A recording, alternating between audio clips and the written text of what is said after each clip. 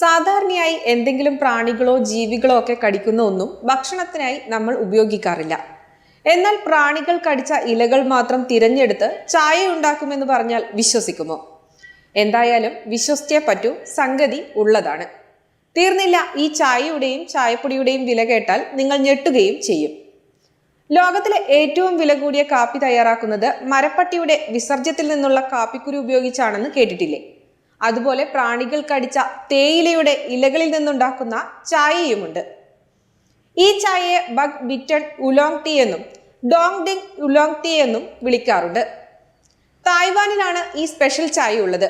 തായ്വാനിൽ ഏറ്റവും കൂടുതൽ ചായ ഉൽപ്പാദിപ്പിക്കുന്ന പ്രദേശമായ നാറ്റോവിലാണ് ഈ ചായ കൂടുതലായും ഉണ്ടാക്കുന്നത്.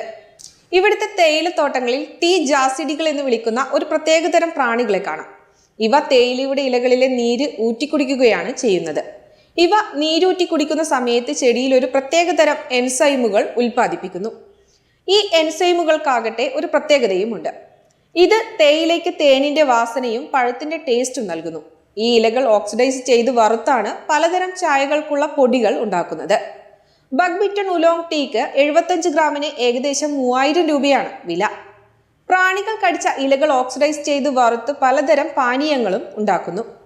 പൂർണ്ണമായും ഓക്സിഡൈസ് ചെയ്ത ഇലകൾ കൊണ്ട് നിർമ്മിക്കുന്ന മിക്സിയാങ് ബ്ലാക്ക് ടീ, ഭാഗികമായി ഓക്സിഡൈസ് ചെയ്തതും വറുത്തിട്ടില്ലാത്തതുമായ ഇലകൾ കൊണ്ട് നിർമ്മിക്കുന്ന ഓറിയന്റൽ ബ്യൂട്ടി, ഭാഗികമായി ഓക്സിഡൈസ് ചെയ്തതും വറുത്തതുമായ ഇലകൾ കൊണ്ട് നിർമ്മിക്കുന്ന കോൺക്യുബൈൻ ടീ തുടങ്ങിയവയാണ് ഇവിടെ പ്രധാനമായും ഉണ്ടാക്കുന്ന ചായകൾ.